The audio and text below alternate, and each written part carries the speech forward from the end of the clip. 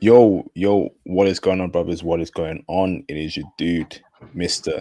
International Passport, here again for yet another future classic live stream. First and foremost, brothers, do y'all brothers hear me loud and clear? How is my audio? How is my audio?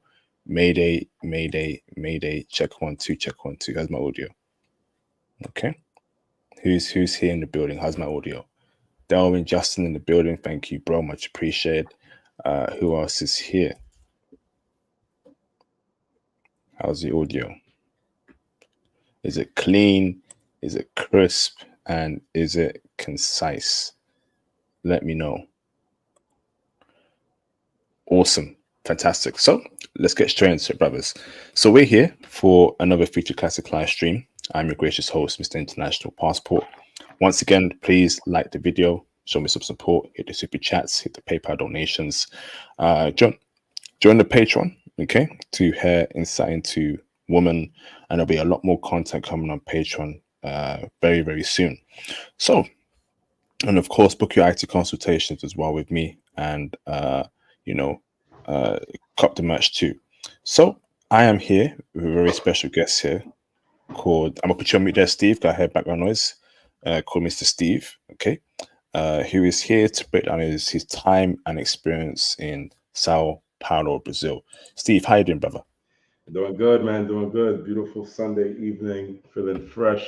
Feeling really good. Feeling really good. How you Awesome.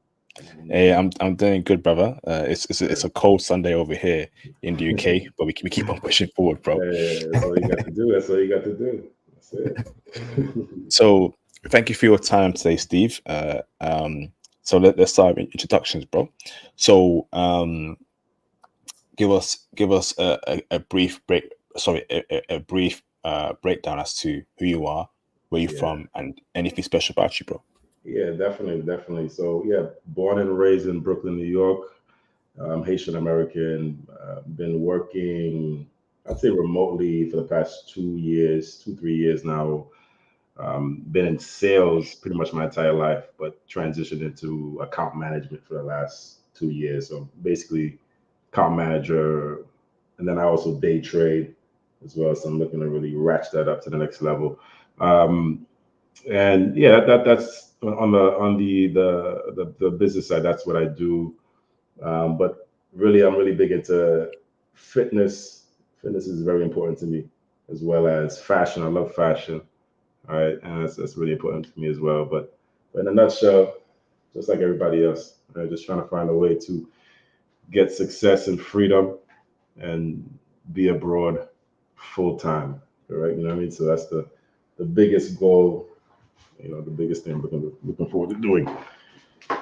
Awesome, bro. So, Steve. So, side note here, you were in my in my Python Yeah, course, Steve. yeah, Do you want to give brothers, how it was and why brothers yeah. should join the next Python course coming up in July, bro? Yeah, the Python course was dope. It was really good, really good. I joined it when I joined it months ago.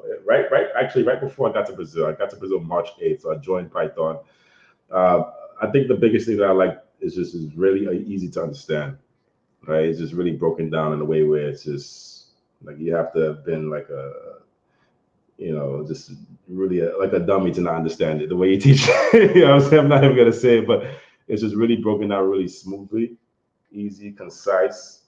Um, really enjoyed the homework as well. It's just repetition makes success, right? Doing the same thing multiple times, it just installs it inside your brain. But I think I just really enjoyed the fact that it was just structured really well and organized. And I was doing all of it while I was in Brazil. So I'd be taking your classes on Sunday at Brazil, getting it done, getting the homework done, and everything as well.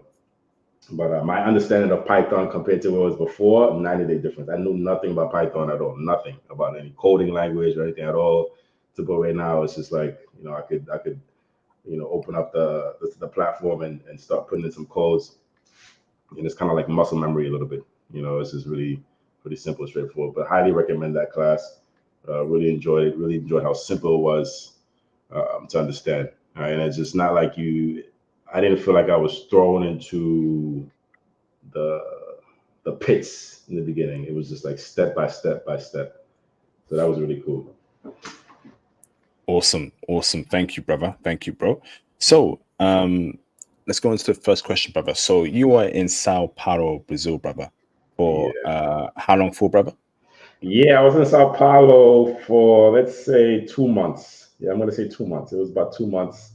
I was in Sao Paulo, and what a trip, man! That was a life changing trip for me. Right, a life changing trip.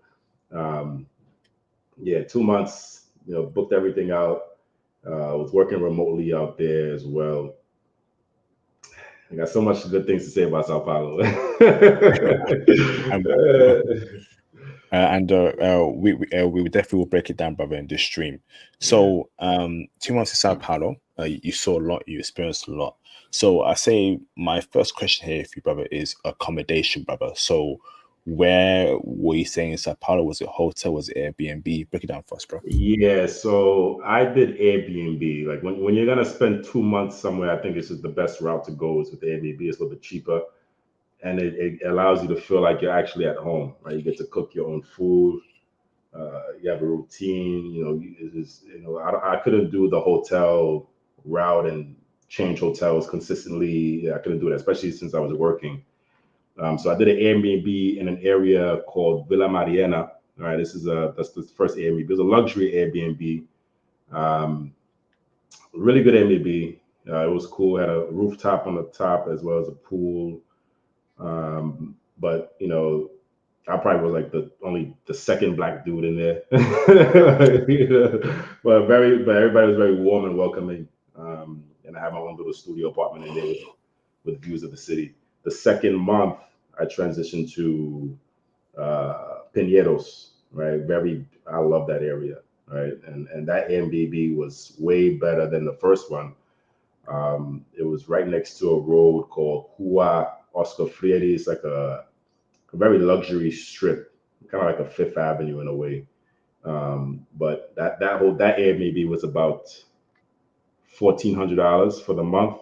The first one was about $1,300 for the month, and the second one was $1,400 for the month. The second Airbnb had a rooftop pool.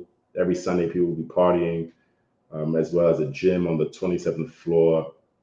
Um, yeah, it was choosing the right place just makes a big difference as to how your stay and how your trip is going to be. You have to make sure you choose the right place, but definitely choose good areas, right, where the life is, right. So Villa Pinedos is a really good area because it puts you in the center of everything, right. So I love that about that area for sure.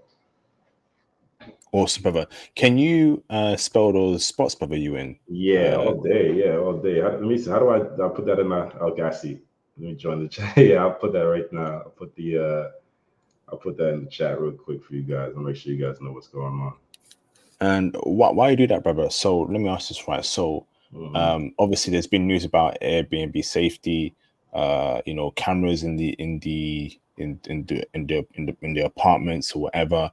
Did you check for that? Did you check for cameras, check for anything that's dodgy there, or is that something that you Uh, shouldn't be concerned about? I didn't see any. There's no camera. I mean, I always check my Airbnbs anyway. But this Airbnb was basically in like a luxury apartment complex, so it wasn't just me. There's just a whole bunch of other residents in there as well. But it was just I couldn't even imagine them having cameras in there anyway. It's just that apartment complex is an extremely high standard. But I did go up and down. It's only a studio, so there's no way there's a camera in there. If it was, it would have been they would have still got me. Right? But both of them was perfect. The hosts were amazing. But yeah, I've never seen any camera or anything like that at all. Okay. Yeah, but so you mentioned that you said that you check your Airbnb for cameras. So, how do you check for it, brother? Do you use like a special tool, or do you just like, manually check all the spots for any sort of cameras? I mean, I just basically just looked at the like before I even put my suitcase in. I'm just looking at every little detail. This is a manual search. I just stripped this, just basically just moved everything around. Just looked in weird places. Uh, but it's just the apartment was just very clean and cleansed. I just couldn't really find anything. You know, I just couldn't see anything at all. And I don't think I would be surprised if they actually would do that. I don't think they would have done that. But you know, like I said, you have to make sure you have to double, triple check. But I didn't see anything like that at all when I was there. Awesome. Hold on, bro. Shout out to Just John for the support. Steve, that's cap. No one likes homework. When you do my Python course, the homework is very enjoyable. Ain't that right, Steve? Yeah. I mean, I'm not even a Theo. I did both Theo's GCP as well as your homework, and I'm gonna tell you 10 times over 10, I love your homework versus Theo's. Theo's homework was no joke. It was no joke. It was no joke. It was no joke at all. No joke. But yeah, you know, yeah, it was just simple. The homework wasn't really complicated. You know, it's just repetition. Awesome. Thank you, bro. Shout out to Just John again for the support. IP, will you allow brown men to join Python course? Nope. Only for brothers at this point in time. Okay. Only for brothers at this point in time can join the course. All right. So next question for you, bro. Okay. Is now, okay. So in your time in Sao Paulo, Brazil, brother, right? From a political and from a power perspective, who runs the country of Brazil? What race of people have the most power? Is it the black Brazilians? Is it the white Brazilians? Is it the mixed race Brazilians, brother? Break it down for us, please. Yeah, it's just, of course, unfortunately, it's not the black Brazilians. I would say in the 80-20, I would say 20% would be more so like the white Brazilians. There's Italians there as well. There's a lot of there's Europeans as well, but I would say it's more so the whites that really control the majority of the wealth versus the blacks. Unfortunately, um, that's from what I've seen in my time there. Yeah, I would say more so it's just more so just the whites that really control more of the real estate, right? More of the positions. You know, if you go, I think I was talking to a chick, and she was working at where was she working? DocuSign, and I think she was probably the only black person in DocuSign in Brazil, in Sao Paulo. She was probably the only black person in there. Maybe like it was a team of 8 black people versus like the hundreds in DocuSign in Brazil, right? And the majority, everybody else is white, and there's like 8 black Brazilians in there, right? You know, so that right there goes to show you the culture when it comes to just who's really in control there, where the wealth is. But I mean, I've seen that all over the place anyway. Would you say then that you know, black Brazilians lack any power in Brazil? When it comes to wealth, I'd say it's a struggle. I'd say that like black Brazilians, like I'm a dark skinned dude. I would say black Brazilians, yeah, when it comes to wealth, it might be a little bit more difficult, right? Like for me, in the building that I stayed in, I probably was the only black dude in that building. Maybe like 2, right? Maybe like 2 other black dudes in that building, versus everybody else was like, you know, either mixed or white Brazilian or just mixed Italian or different races. Um, yeah, and you know, when you go to I haven't gone to the favelas, but I did drive by one favela in Sao Paulo, like when I had a friend take me around, and yeah, I think the favelas, the majority of people that are in the favela are black, right? So that's definitely the unfortunate part. But you know, it all stems from the history, right? You know, the whites definitely had more control over the real estate and the wealth early on, and obviously it wasn't dispersed. It wasn't properly, you know, managed, right? So that's one thing as well. But yeah, that's what I've seen so far. Yeah, Brazil is no joke, man. Particularly for black Brazilians, they go through hell in Brazil. I think the racism in Brazil is on a whole different level compared to America. Would you say that's the case, brother? Uh, I mean, I would say like the living in. I mean, not for us. I would say for the Black Brazilians, I would say yeah, I'm sure they go through it. But for foreigners like me or you, I haven't gotten not one bit of racism at all. especially where I stayed. Unless I would have maybe if I would have lived in the favela, I'm sure I would have dealt with some kind of racism. But I'm not gonna leave New York to go to the hood. You know what I'm saying? But I've dealt with more racism in New York City, serious racism in New York City than I probably ever would deal with in Brazil. I'll tell you that one. Like, I mean, I remember one time I was in high school. Going on my way back home, and undercover cops just literally pulled their car over. Uh, and this is back when stop and frisk was a thing back in New York. They pulled their car, they hopped out, and they just asked me, they told me I looked like a suspicious person, asked for my ID, frisked me for no reason, right? So you know what I'm saying, and luckily, of course, my record was clean, so they didn't have anything on me. But I don't think you would deal with something like that in Brazil. You know what I'm saying? So I still think that the racism is probably far more difficult in America than Brazil. More specifically, if you're a foreigner, you're not gonna really deal with it. Okay. But yeah. Okay. So now, how are Western black men treated there, brother? You know, Oh, yeah. in Sao Paulo, Brazil, in terms of respect, in terms of how people see you. Obviously, no, I think before I even ask a question, right, are they able to distinguish between a Western black person and a black Brazilian person? Easy, How? easy. I mean, you How? stand out. You stand out because based on how you dress, it all depends. Like if you dress well, that's one, right? They could tell. I had a girl tell me that I was in a club, and she told me like as soon as you walked in the club, I already knew you were not from here because most Brazilian dudes don't really dress that well. She told me, I'm like, okay, that's cool. That's one. How you dress. Number two, obviously, when you're speaking, obviously, if you start speaking English, they already know. Their size, right? Like most Brazilian dudes are usually on the shorter side. So, if you're taller, a little bit taller than average, if you're taller and a little bit more muscular, that's gonna stand out. They're gonna peep that. Brazilians they play a lot of football or soccer is what we say in the states. So their body's a little bit more slim, right? So it's not like you're gonna see most Americans, our body's a little bit bigger, so that's kind of stands out. But just the way you carry yourself too, you have a certain energy about you. They could sense that, but yeah, they knew immediately. I couldn't hide it at all, especially if you're darker skin. Forget about it. I would say most Brazilians are mixed race, right? They like just like that the lighter complexion, like a peanut butter, complexion.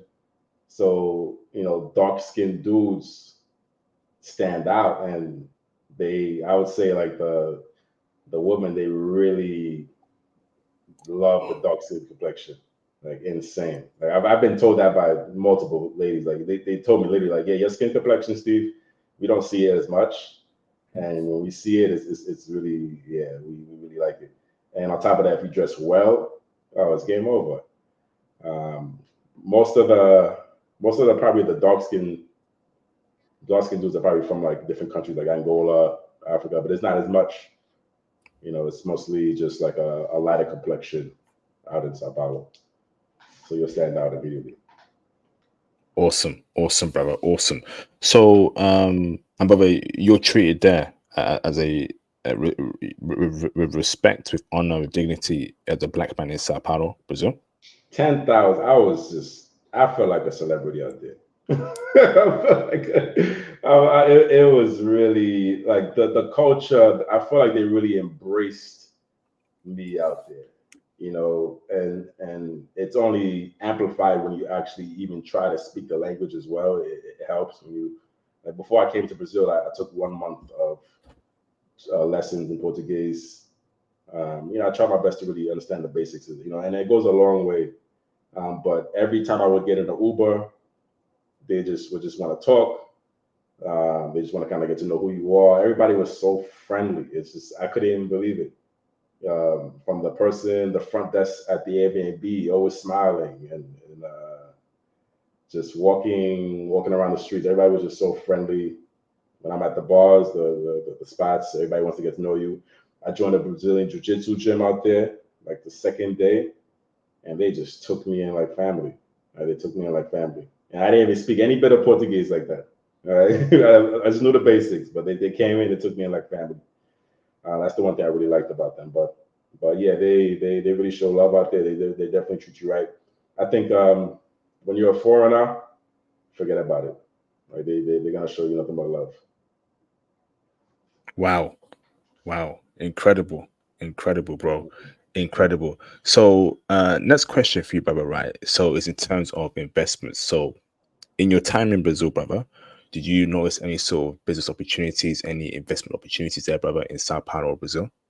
Yeah, like when I joined that Brazilian Jiu Jitsu gym, I met a cool dude. He spoke English. His name is Carlos. His mother really wanted me to get to know Carlos, which is her son. But they took me around all over the city. You know, driving around Pinheiros, Jardins, all these areas where they would just show me all these construction sites. Like developers are just consistently building.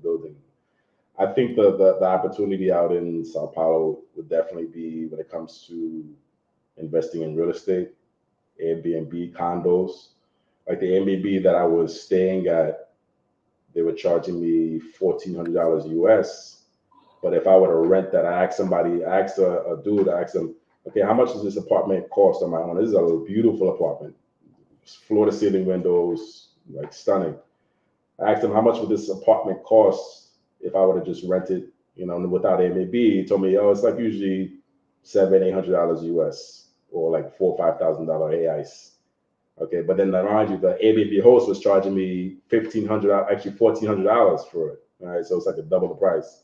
So I could see Airbnb owning a little condo or property in a prime area of Sao Paulo and renting it out could definitely yield some dividends as well. Just based off just the math, right? Like the guy was just doubling the price on me, and yeah, it was a really good unit. But definitely real estate development for sure. Amazing. Amazing, brother. Shout out to Mr. Eric Powell for the support. Viva la Brazil. Yes, indeed. Yes, indeed. Thank you, bro, for the support. So, next question for you, Steve, okay, is now in terms of people. So, tell me more about Brazilian people in Sao Paulo across all nationalities. So, Japanese Brazilians, Brazilians themselves, Black Brazilians, white Brazilians. How are they like, brother, on average? Are they introverts? Are they extroverts? Are they kind people? Are they nasty people? Break it down for us, bro. Yeah, I mean, they're very warm. Like I met a Haitian guy out there. I went to get to a restaurant to go get some food. Met a Haitian dude out there. I speak Creole as well, Haitian Creole, and he was just telling me like, he came from Haiti to come to Brazil. He lived in Brazil, but he came from Haiti and moved to Brazil. And he was just telling me like, the people in Brazil, they just so good. They treat him good. Mind you, like he doesn't even have any money like that. You know what I'm saying? He's coming all the way from Haiti, so it just goes to show. And he's probably like my same complexion. So, and from what I saw, I mean, from the Uber drivers to the parties, the clubs, the jujitsu gym, or just walking around, you could just say hello to anybody, to be honest. They'll give you a response. I just feel like the people were just very warm. They don't really care too much about your race, from what I've seen. If you're making money, you like money, forget about it. They're gonna bring you in, right? So that's something that I saw as well. Like they don't really care too much about, oh yeah, you're black or you're from Haiti, or it doesn't really matter like that. I think for them more so it's just about, are you good? Are you receptive to learning the language? I think that's important to them as well. Like they want to actually see that you're kind of attempting, at least trying to speak Portuguese. If you're not arrogant or brash, forget about it. But like I said before, when I came back to New York, it's just a night and day difference from the Brazilians. Like it's just I went from warm to cold, right? Just going to the airport, JFK, just straight cold. Everybody doesn't want to look at you. Everybody's just like has a mug face on, to where in Brazil, just going at the airport and getting my passport checked by the beautiful Brazilian lady again, smiling. I'm just like, okay, go to the gym. Like the first day I got there, I got a gym membership. The first day I got there, I had to get the gym membership, and then everybody was just, pretty warm. I didn't speak the language, but they were cool. I had Google Translate. They were cool about it. Uh, I got approached in the gym as well by a beautiful lady. But yeah, I think it's just as a whole, people are the Brazilians are very warm to you. They don't really care about your race. You could be Muslim or whatever. It doesn't matter. I mean, the main thing they probably care about is what soccer team that you care for, you go for. That's probably the main thing, to be honest. what soccer team do you? That's the one that they probably fight over. I mean, Brazil hasn't had a war just historically. I don't remember. I don't even think Brazil has had a war in who knows how long compared to Americans, right? Our country. But yeah, very warm people. I'll tell you that one. Awesome, bro. Awesome. So next question for you, brother, right, is now in terms of, so how do you meet people and make friends there in Sao Paulo? Yeah, that's a good one, right? That's a good one. My first week in Brazil. It was just kind of trying to get adjusted, right? I didn't really. I found a little bit of an issue, not an issue, but it was a little bit of a struggle. When you come into a new country, you don't really know the language like that, so it was a little bit of a struggle. But I started to pick up. The first thing I did was Airbnb has a experiences tab, right? So you get to look for experiences. There was a specific event called a pub crawl, right? A pub crawl. I think it was hosted by, I forgot the name, but it's like only one pub crawl in Sao Paulo. So you'll find it on Airbnb. And I did that on like my second week, I believe.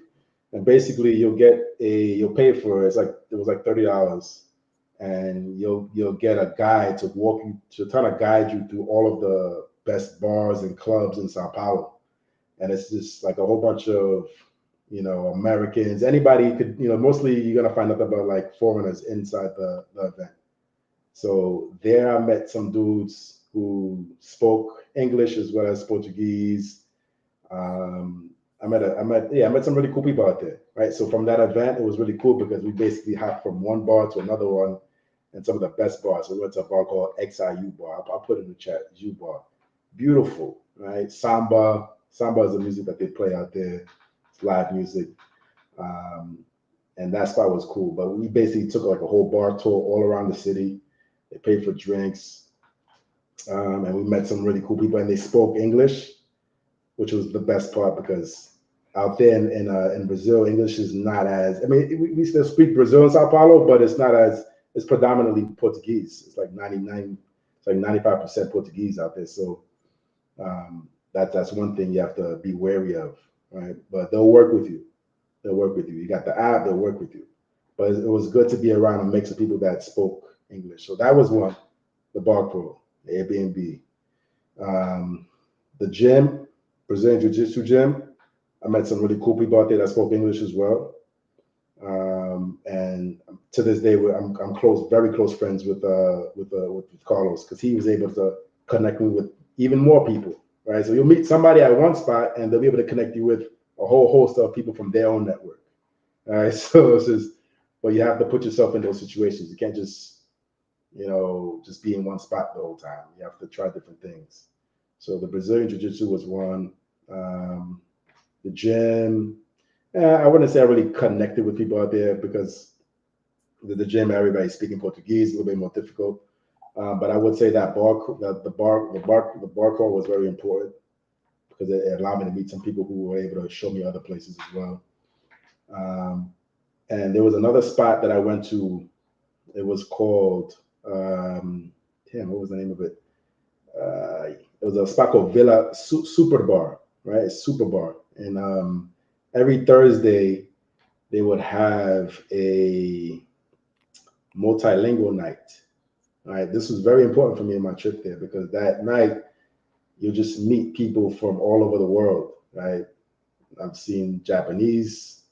I've seen all sorts of Brazilians. I met some really cool people out there that speak English. But it's every Thursday night. You just connect with people who want to learn a different language, who could teach you Portuguese, they'll teach you whatever.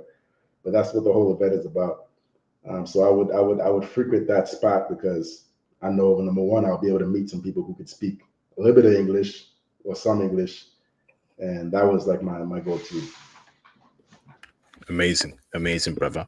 So next question for you, brother, is now in terms of transportation. So how are we moving around in Sao Paulo? Was it Airbnb? Was it bicycle? Was it walking? Was it Uber? Was it Subway? Break it down for us, bro. Yeah, Uber all day, every day, man. Uber all day, every day. I mean, my Ubers are like $3, $4. I never seen Uber so cheap before in my life. I thought there was a glitch in the Uber app at some point. I never seen. I've never seen Uber at $3. I mean, the currency ratio is like about 5 to 1, so the dollar is about 5 to 1 ratio. So you're living like a king. You can literally make $2,000 a month and you're living fine. Because but Uber was the main thing. I would take Uber every single place. I would take Uber just for fun. But Uber would be the main source. $2, $3, $4. Rarely that I go over $10 US. It's usually just be like $1.50, $3, $4, $5 for 15-minute rides, 20-minute rides, high traffic, low traffic. It doesn't matter. Just call the Uber. I'm just out here. And I would call the more expensive one too. It'd be either Comfort or Black. So it didn't really matter to me. Damn. So, brother, Uber everywhere, huh? Uber everywhere, man. Uber everywhere. Wow. Awesome, bro. Awesome. So, next question for you, brother. Okay, is now in terms of, so is Sao Paulo a cash society or is it cashless, brother? Classes? You said classes? Oh no, sorry, cash. Is it cashless Oh, or is cash. it Oh, yeah.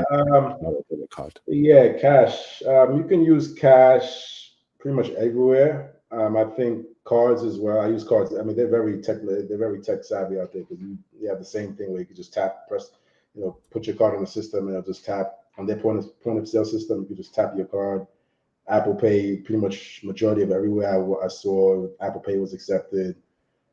So I majority use my debit card or credit card, and basically Apple Pay. All right, since I might forget my card, I just use my Apple Pay. And everybody has those credit card machines on them, so they be able to take anything. I did like to bring cash though, because there's some places where you kind of know, like Liberdade has like a little street vendors in Liberdade. Liberdade is the Japanese area. Mm. So that's where they have a lot of the vendors. I was able to get some essence, like incense and stuff like that, but you kind of need cash for that. I would suggest don't bring anything over $100. Anything over 100 is, I think 100 is way too much. I would stick from 50 and below. 20 reais, those lower bills, because obviously the currency, $100 is a lot for them. So I would make sure I would keep it a little bit lower, like 50 and under, and keep those around. Especially when it comes to tipping, right? If you want to tip a little something at the restaurants, cash is always the best way to do it. So yeah, definitely. And for me, when I exchange money, I would exchange money at the mall. I would go to the mall, and at the mall, they would have an exchange place where you could kind of use that as well. So that's And something. so not the bank, but an exchange place in the mall. Yeah, there's a bank, but it was just easier to do it in the mall. Mm. And it was just a little bit easier, like in the mall, to be honest. The rates were fine. I think I exchanged about what 200, 250, and it took me a while to spend it, to be honest. And that's probably because I was using my card mostly. But yeah, I had that 250 for a long time. Right, it took me a while to spend that. Yeah, it took me a while. Brother, is there a huge tipping culture in Sao Paulo, Brazil, that you have to tip like in America, or no? No, no, not at all. No, they don't do that out there. It's kind of like in Europe, right? So they do include the tip. It's usually automatically included in the bill, so you don't have to worry about it. But they don't expect you to tip them, right? I've gone to some really fancy luxury restaurants, and it's never a thing where they expect you to tip them. But if you see that they're giving you good service, I'm gonna do it. I just feel obligated to do it. But yeah, I think it's not a culture where they like, oh no, you're gonna get mad at you if you don't tip. They don't really expect that. It's not like that at all. You can literally just pay, go, and finish. I did that multiple times if I didn't have cash on me, right? But when you do tip, oh, it's like they just want to hug you. Like I remember one time I tipped this guy, and like he just gave me some hug. He literally did give me a hug. Like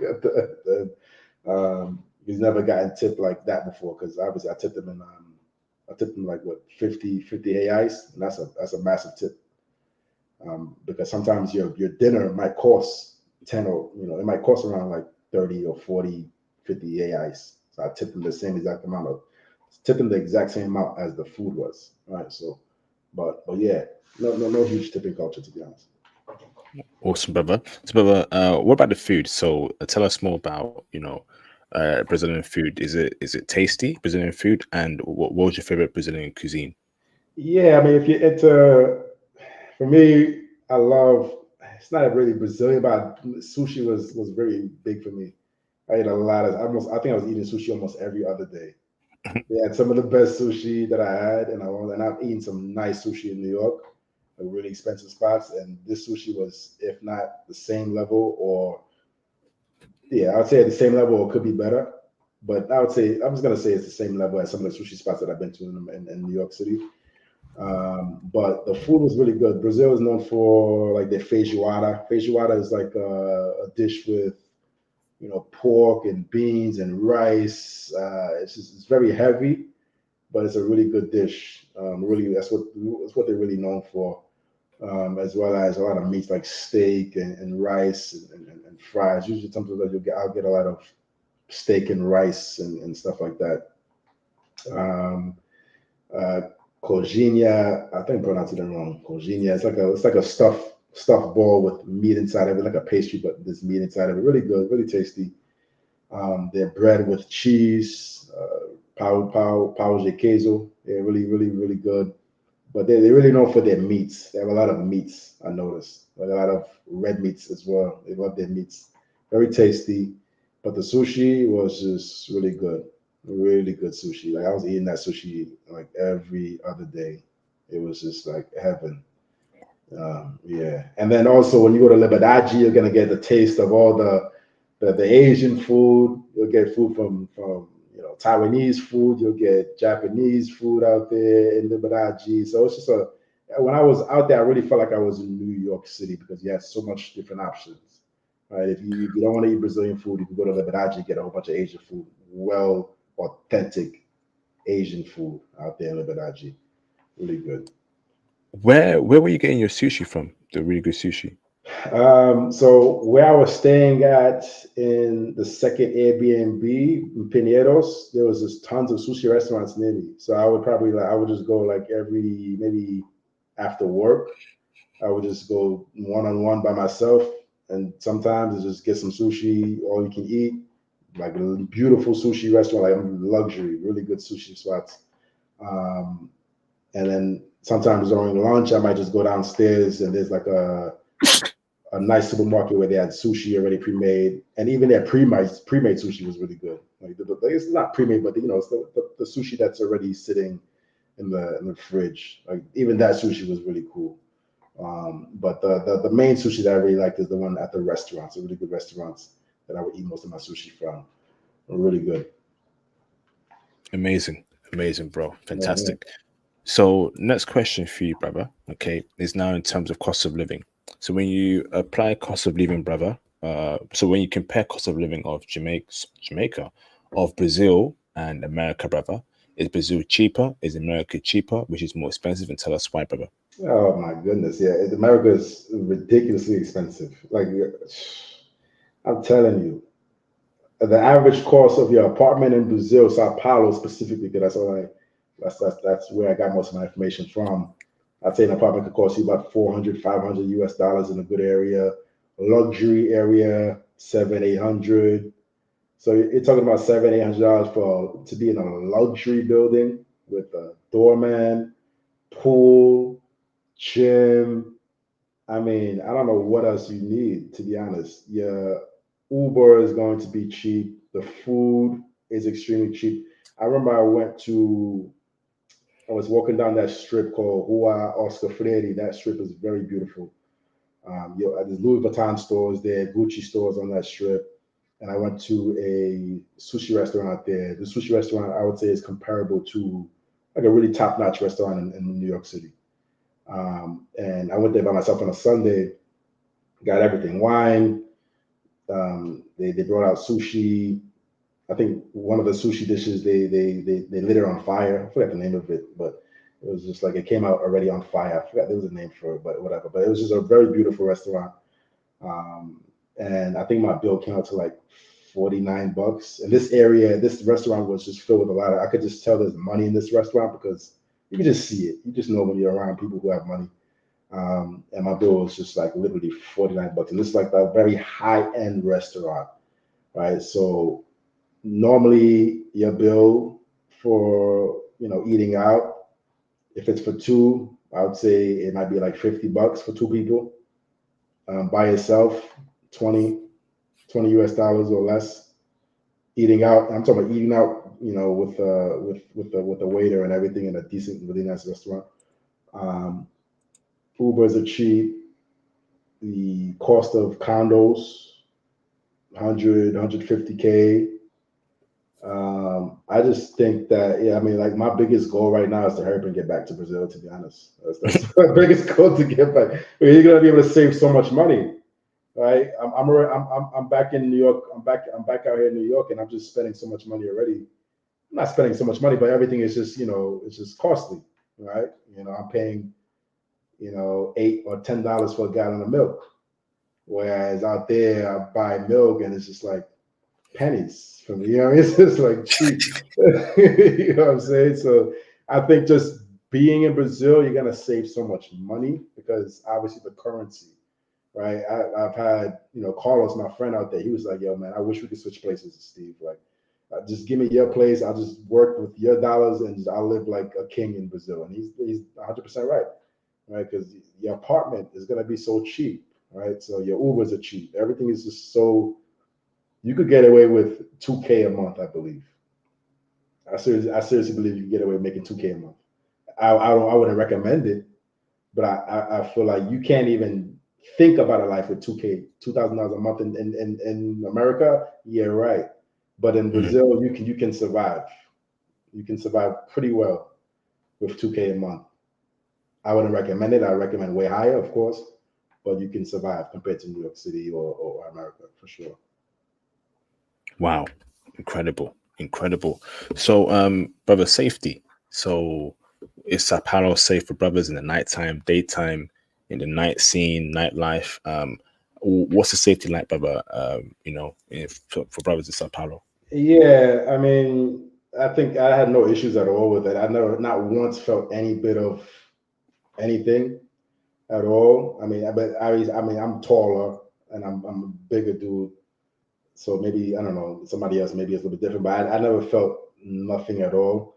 Obviously, you want to make sure you're not having your phone all the way, like, like a FaceTime video and your phone is all in the air and showing the whole world. You don't want to do that because the thing that is common out there is like petty crime, like in terms of people like taking your phone if your phone is just completely, out in the open, exposed. That's the one thing you should watch out for. Just walking around. But other than that, I've never seen any major crime. My time out there, I never felt like I was going through anything. There is an area in Sao Paulo called Central Sao Paulo. That area I would avoid at nighttime, to be honest. You're gonna see a lot of homeless out there in Central. I would avoid that area. But the other areas, Villa Mariana, Georgines, I'll put them in the chat. Georgines. Those areas are just beautiful. Love those areas.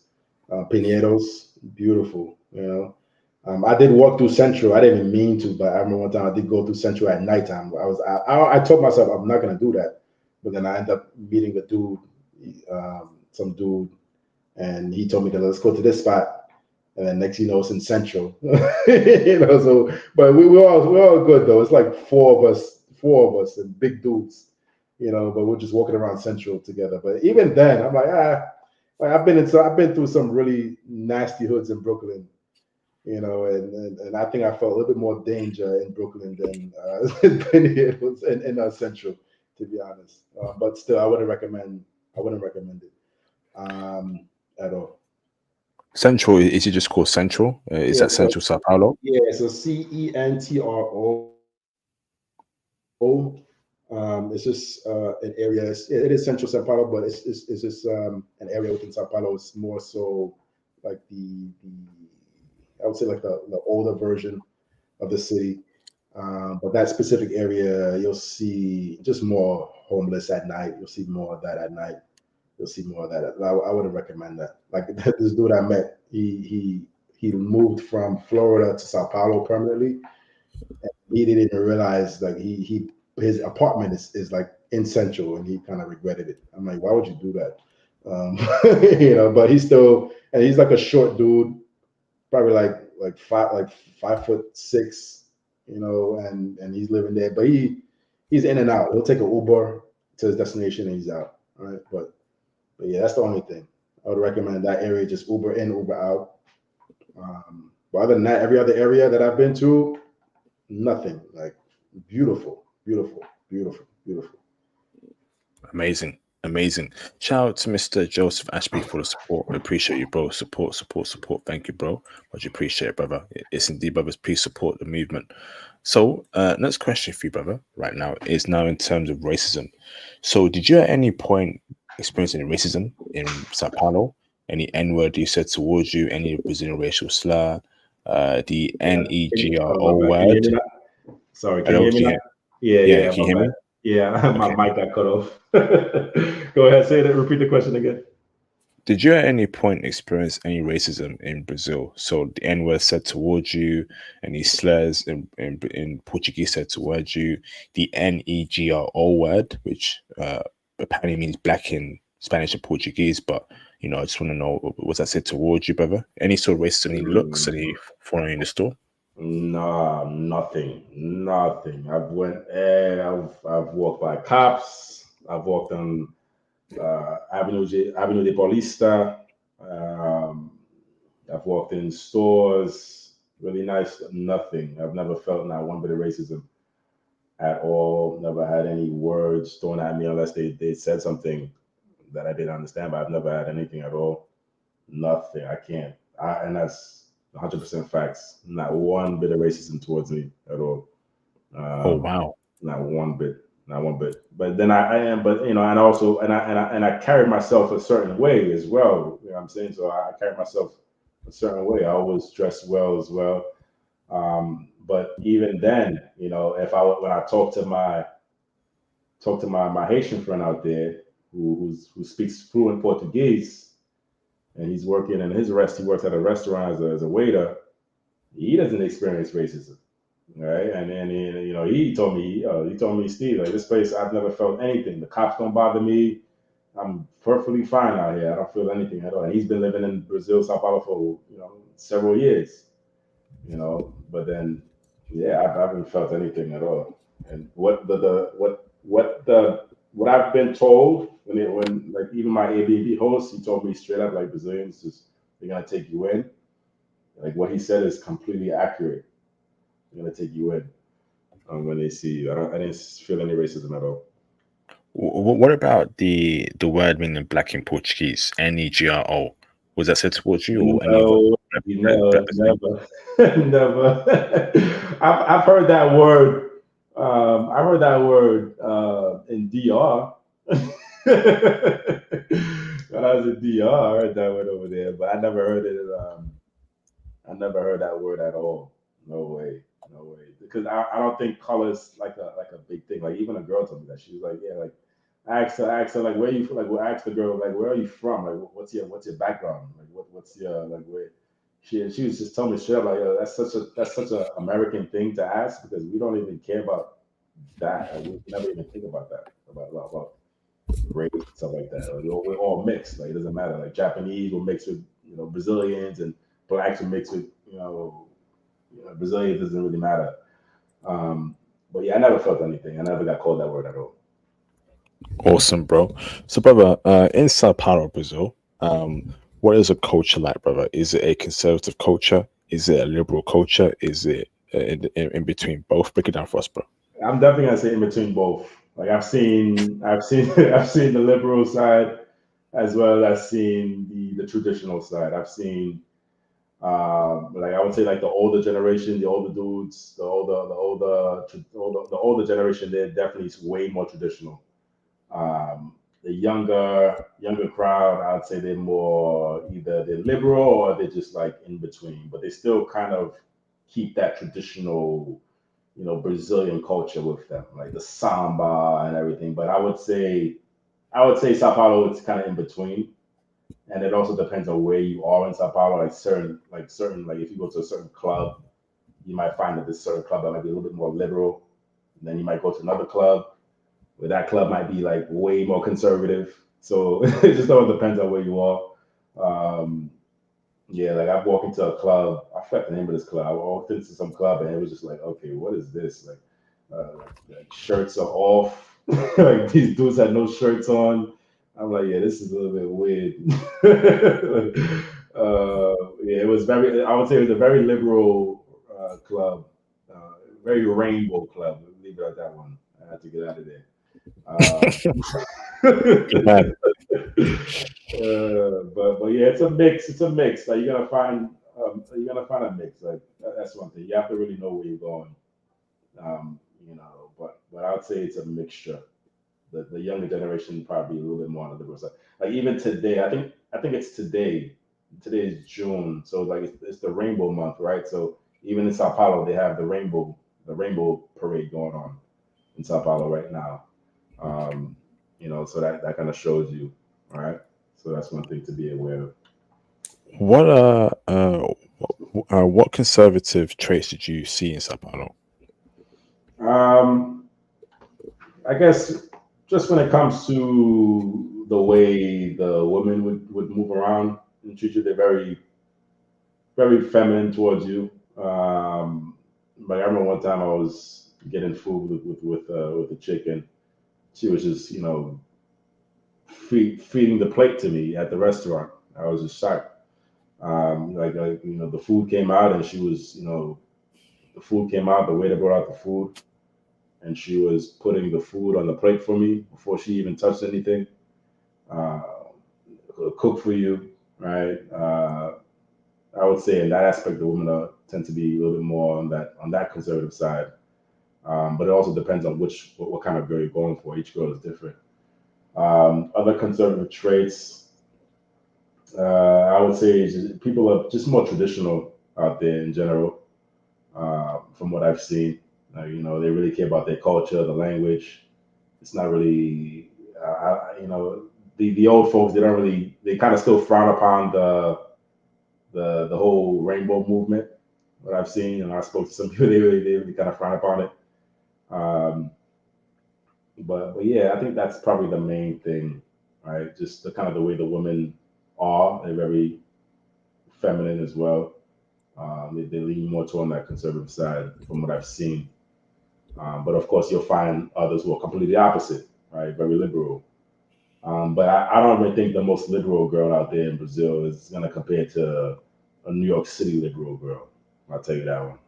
I don't think so. Awesome, awesome. So, brother, now in terms of lifestyle, so what kind of lifestyle would a passport bro be living there in Sao Paulo, Brazil? Yeah, it has to be one of activeness. Like I feel like if you're an active dude, you like to take care of your body, you like to work out. This culture is gonna be a perfect fit for you. Um, because everybody loves to work out, right? So the gym that I chose a gym in a very nice area, which was Pinheiros.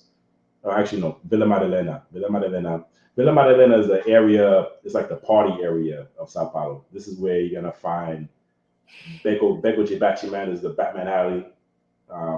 That whole area of Villa Madalena is so amazing because you're gonna find all the beautiful clubs and bars and the nightlife is just amazing. Villa Madalena is where you need to be or stay as close as you can to Villa Madalena. That's the one regret that I didn't do the first Airbnb. It was a little bit like 20-minute drive. But Yeah, in terms of culture and lifestyle, if you're one who loves to take care of yourself, your body, this culture is gonna supplement you, right? Because everybody is working out. You go to the gym, you'll find old dudes in there. You'll find like I swear, I think this lady was at least a granny, but she's out there just getting her reps in. Um, Everybody's in the gym. Everybody's taking care of themselves. So they're working out. The most beautiful bodies I've ever seen in my life was in these gyms. I was just like, whoa. And a lot of the times, these weren't bodies where it's just like, all BBL and all these surgeries. Like a lot of the times, from what I've seen, it's just natural. But if you live a very active lifestyle and you love the sun, it's just like a perfect fit. I don't think people recognize how important the sun is to your mental health. It's so much. The weather's always really good out there. Like for the most part, like when I was out there, it's just always sunny, and it's just I felt like every single day I felt really like just happy out there, like just the sun alone, right? So you got the weather, you have the fitness lifestyle, and this is in Sao Paulo, not even Rio. This is Sao Paulo.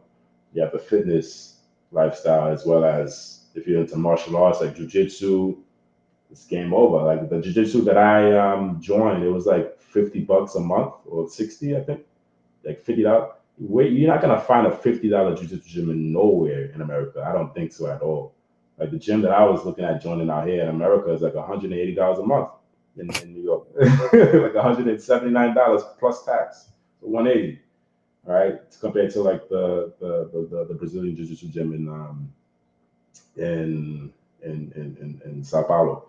So yeah, if you're into fitness, you're into taking care of yourself. The food is clean. Like you're gonna get a lot of organic, clean food that is cheap as well. Like there's really good quality, high quality food, groceries. I definitely did a lot of grocery shopping, and it's just like for me, it was I felt like I was robbing the store. To be honest, I was like, this is really this cheap. Um, yeah, I think overall that's where it shines, right? Take care of your body with good food, gym membership. Everybody around you in the gym is working out heavy. You're surrounded by like 10 or 15 like beautiful video vixen, ladies in the gym. Yeah, it's nuts. It's nuts. It's nuts. But yeah, I think that's who it would fit best for if you're really into that. Wow, amazing, bro, amazing. So, brother, so what kind of lifestyle is the average Brazilian living, brother? Is it a high class lifestyle? Is it a low class lifestyle? Particularly the black Brazilians, brother. What kind of life are they living there in Brazil? Is it a very poor lifestyle? I mean, from where I was staying at, it was mostly mixed race Brazilians. All right, Mm. so I would say more so middle class. Like the dudes that I was cool with, they were in who were kind of around my age. I'm 30, about to turn 32. They were in sales as well. They were in tech sales. Some of them were working at Uber, corporate office, like sales Uber.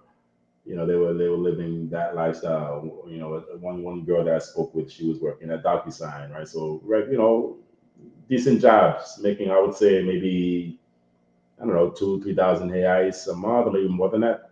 So I would say more so from the area that I lived in, the people that I surrounded myself with, it would just be more so like middle class, middle class, upper middle class lifestyle for Brazil standards. Black Brazilian, like dark skinned black Brazilians, like I said before, it was very tough for me to see that. I didn't really see many. I didn't see many. It was more so either white Brazilians or mixed race, like that, peanut butter complexion, Brazilian. Once in a while, I might see a black dude that's darker, like my dark skin complexion, but not many. When you're in those areas, you're not gonna see many dark skinned black dudes at all. Unfortunately, that's the one thing that you have to kind of understand. Like you're not gonna see that much of that out there. That's why when they see you, it's just like whoa, like a dark skinned dude, and he's dressed, and he has to have some kind of funds. So it's like it's just too much for them to handle Wow. in a good Okay. way. Mm. So, language, brother. Okay. what language do we need to know to speak to communicate in Brazil, brother? Is it English or do we have to learn Portuguese? Yeah, you don't have to learn. I mean, if you, that's a good question.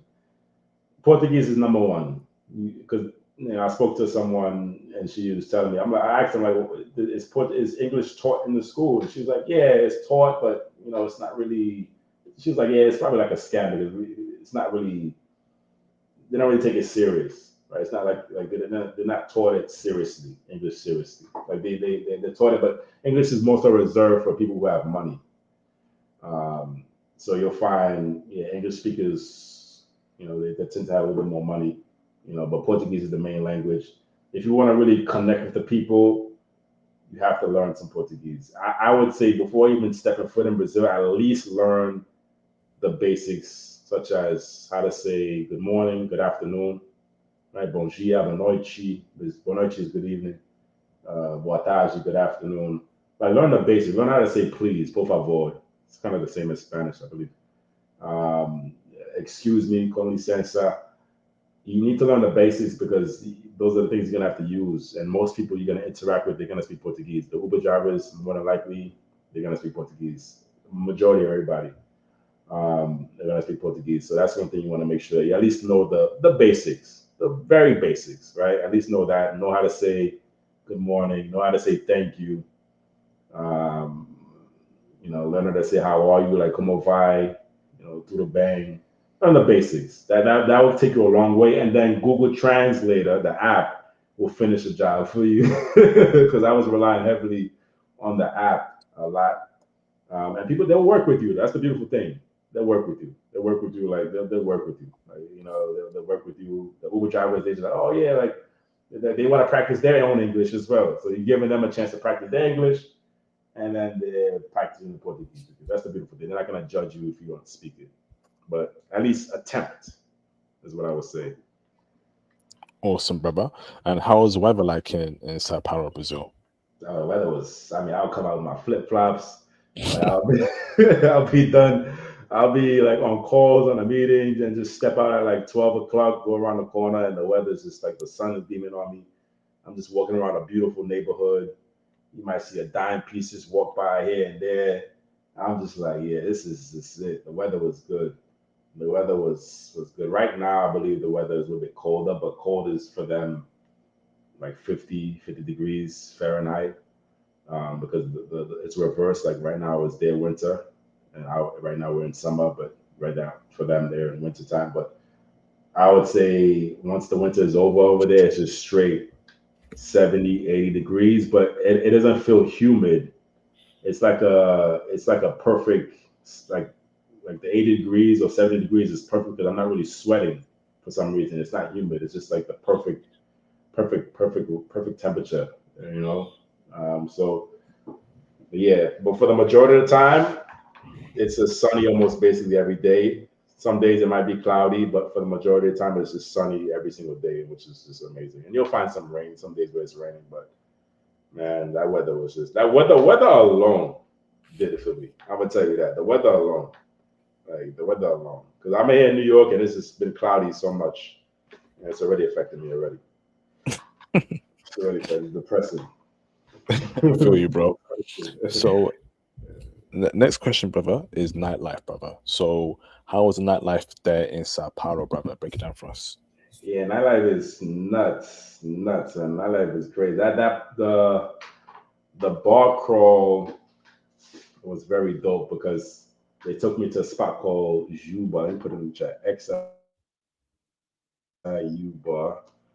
Ju bar was dope because you'll have like inside of the bar is like a live band playing right there, like in the middle, like a circle, and you'll see like a drummer, singer, and guitar, all these like instruments, and they're out there playing, and it's just like, and everybody's surrounding them inside the bar, so you just see nothing but like everybody surrounding the musicians, and it's just like it's just amazing. You have to go to like a samba spot. You have to. That is just that spot specifically, Juba, amazing. Like I went there like 4 times. Very Portuguese. They spoke strong Portuguese out there, but But beautiful scenery. Obviously, the women in it look beautiful. Nightlife is insane. Tokyo Club Tokyo was dope. Tokyo was cool because it's like three floors. One floor was karaoke. Top floor was the rooftop party area, and then another floor was just like a more chill couch lounge vibe. So you go from karaoke where it's just flooded with like Brazilians, and then you go upstairs, and it's just like nothing but the rooftop. Drinks are like very cheap. Like you're gonna buy. I think the drinks cost more than the Uber rides, which is nuts. Like it's just crazy. Um, yeah, the nightlife is dope. You also need to be aware that the culture of Brazil, that's the one thing that shocked me. I have to tell everybody, when it comes to kissing. That's the one thing that you have to be aware. If you're not a kisser, then you need to buckle up because out there, like these clubs, these people, just in general, the culture, the women kind of expect to get a kiss going. Like if you're feeling a girl at a spot, at a bar, whatever, like the kiss is like should be coming very time, like should be coming immediately. They kind of look at you like if you don't kiss him, it's like okay, like does he really like me? Is that right? So you walk. It was like a culture shock for me because I think I walked into a club and I just started seeing like I was just like just looking at some like a girl and a dude just kissing, making out. I was like, what the hell is this? I was like, what the hell is this? It was cool. It was cool. It was cool. I didn't mind it. You know, obviously, I'm not kissing someone who, yeah, like, if a girl kissed, like, hell no, that's a dub. Hell no. Facts, bro. Hell no. No way, no way, no way, no way. That's not happening. That's not happening. That's not happening, No, bro. yeah, Like, nah. that's not happening. That's not happening. But one thing I will say, just because you kissed someone or that people kissing doesn't mean that you're gonna close the deal that night. Like that, that's one thing that happened. Even my friend told me that. He told me, yeah, you could kiss. He's telling me, yeah, man, I kissed this girl, that girl, but man, none of them want to do anything, man. None of them want to go home with me, man. I'm like, what? I'm like, yeah. I mean, he's like, yeah, like it's just, it doesn't mean that you're gonna go all the way. It's almost like just like a taste or something. You know, it's like that's kind of how it was. But the kissing culture out there is strong. I've Something that heard. you have to because yeah, I know somebody else somebody else said something about that, so I experienced it. I seen what it was. It is true though. They do they're big on that. But the club life, fantastic. It's just I loved it. I loved it. Like it was just amazing. I had so much fun. Um, it was just memorable, right? Some of the most beautiful women you're gonna ever see in your life, um, in these places in abundance. Like it's not like when I was in Germany. Yeah, I see beautiful things all over, but Brazil was just like everywhere. It was just crazy. I never seen like I was just got bored at some point. I'm like, okay, another one. Okay, cool.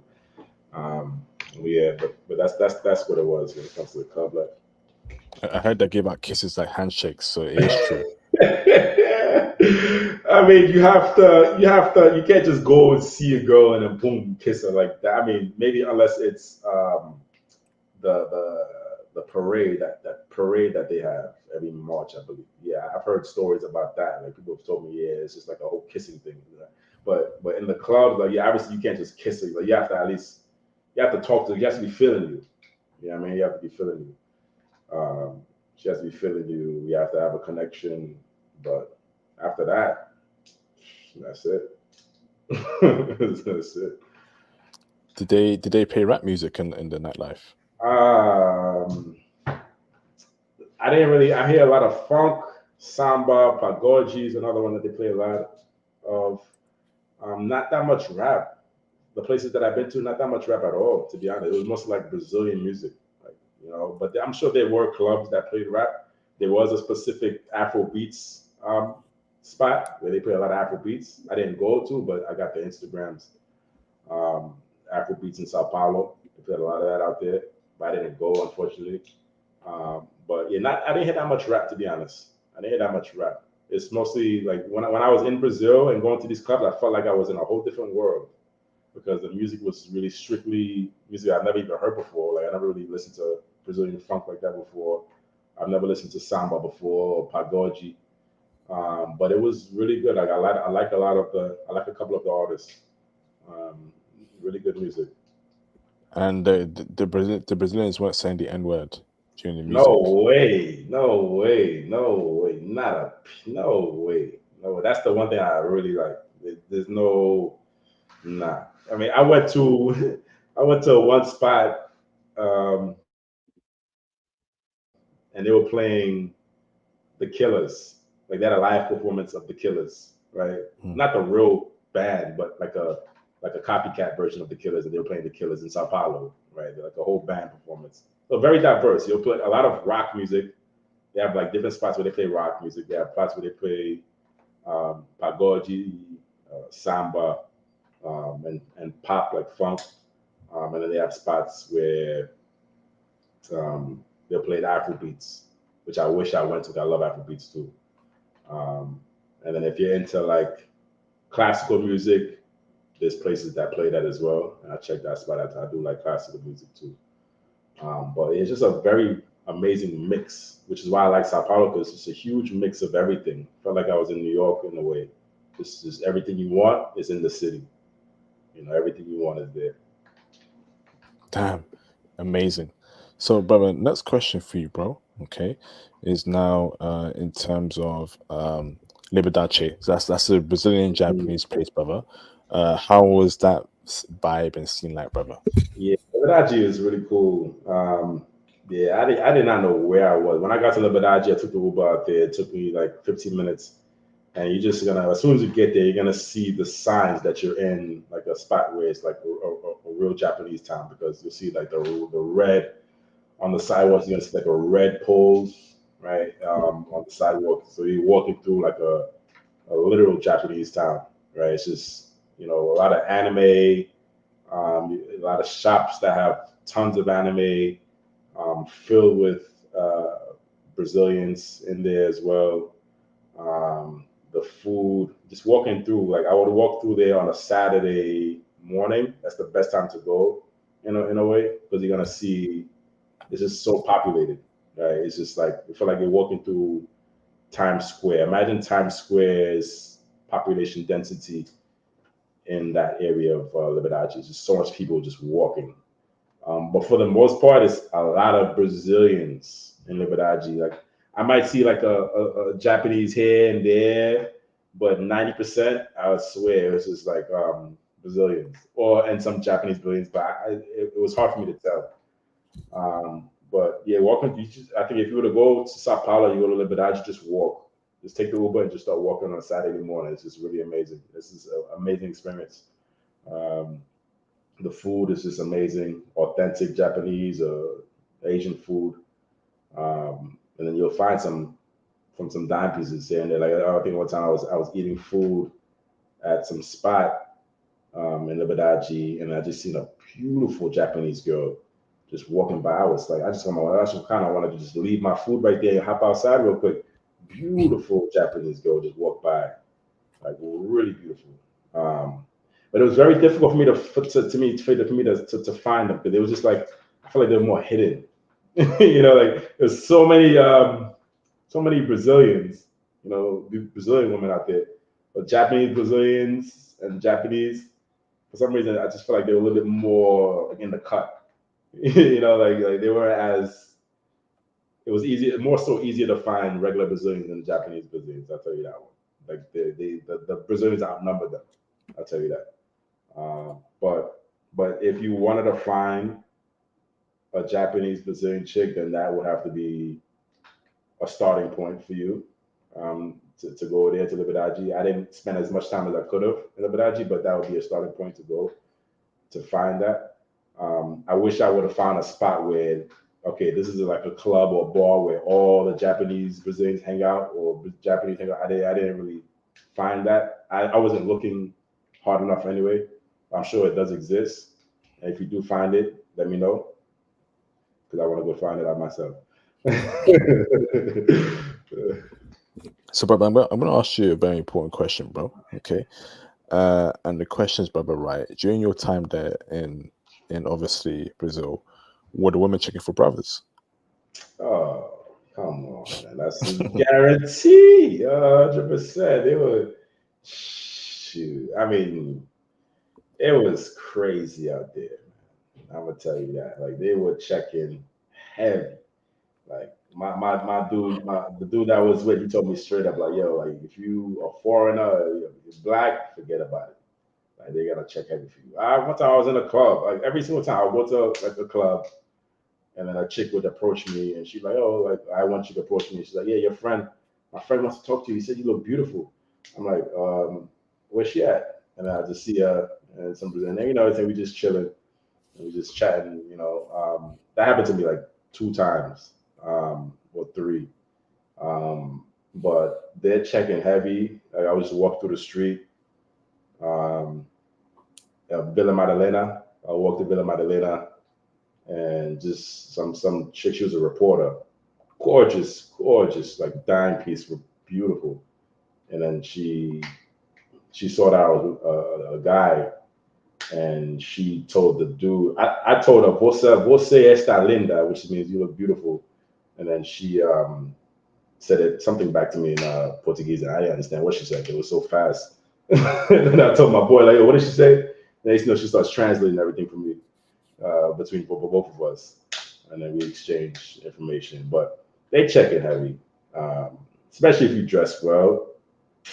Yeah, it's just like your pick of the litter. Um, yeah, I felt like that's how it kind of was, like just your pick of what you want. If you say you don't speak that much English, I mean that much Portuguese, they'll work with you. The Google Translator app comes in handy, but they checking heavy. For Dawson Brothers, forget about it. They're checking heavy. Wow. So, brother, what about the Japanese Brazilian chicks, brother? Did you see them with black men? Were they checking heavy for you? What's the intel on them? Yes, I didn't really. I could. I seen one. I think I seen one Japanese Brazilian, or maybe a couple. It's very difficult. It's hard to tell if they were Japanese Brazilian or Brazilian. It was very difficult for me to tell that. Um, and I feel like you would see more of that in Liberdade, but I was working Monday to Friday, and my only time I was off was Saturday, Sunday. So I didn't spend that much time in Liberdade. I'm sure they check in, but I just didn't get a chance to see as much because I was always focusing on different areas, right, of Brazil. But I did. I think I did see one girl that she definitely was. She had to have been Brazilian and Japanese because I could see that by the eyes and the complexion. And she was walking with a dude, but the dude was also a Brazilian dude, like darker skin, not as dark as me, but on the darker side. But yeah, I don't. I think they don't really care about that. They're gonna blend in with everybody, and it doesn't matter. To be honest, they're gonna mix with anybody. Japanese dudes are gonna mix with blacks. It doesn't matter, at all. Wow. So, brother, which race of women gave you the most love there in Brazil? Was it the black Brazilian chicks, or the mixed race Brazilian chicks, or the white Brazilian chicks? That's a good one. That is a tough one. I think I'm not gonna say the Japanese dude 'cause I didn't really see that many. I was in areas where they all were, but if I would say the ones that give me the most attention, it would be the Brazilian, the mixed race Brazilians, and the black Brazilians. Those two were like the dominant ones, as well as the white Brazilians too. I'd say all of them, to be honest, because it was just either one day it would be like a mixed race Brazilian, the next day I would get in contact with a white Brazilian. Um, yeah, but I would say at the top it would be more so the mixed race, right? It'd be more so that caramel complexion, Brazilian, especially at the gym. You're gonna get eyes all day long at the gym. I get eyes all day long, mostly from the mixed race. Yeah, I'll put mixed race Brazilian at the top though, at the top when it comes to in terms of attention, and of course the black Brazilians. But where I was at, where I frequented, the areas where I was, I didn't really see that many black Brazilians like that. It was more so just predominantly mixed race Brazilians. Wow. So, brother, would you say that Brazilian women are wifey? But no, let me ask, brother. So, brother, tell me 5 things you like about Brazilian women in Sao Paulo. Yeah, the language, I would say the language is really sexy to hear. That's one thing that I really did like. The language is Portuguese when they're speaking the language of, and then the way the words roll off the lips is just really attractive. Um, the feminine aspects, very feminine as well. That's without a doubt, extremely feminine. I mean, they'll cook for you. I mean, I had that happen before where they cooked for me, feijoada, um, clean the bed. I had that happen as well. Um, Very feminine. And I dated one chick, and I think she was more so. I didn't know she was more on the liberal side until like after I sort of talked to her. I'm like, you kind of a little bit more liberal, and she was still acting traditional. I was like, that's weird. Yeah, that basically, her mindset was a little bit more on the liberal side when I would dig in and talk to her. But she still was very like feminine as well. So she kept that aspect. It's like she kind of knew not to go too far with it. Um, and you said five. What was the question? You said five things that I liked. Yes. The feminine, the very traditional, the beauty. It's just like they really take care of their bodies out there. Like they take care of their bodies like crazy. They're always working out. Family is very big. For the most part, they tend to have really big families, and they tend to always respect their families, and they tend to always visit their family members as well. Like they're always going to eat with their family members and have dinners. I have that multiple times.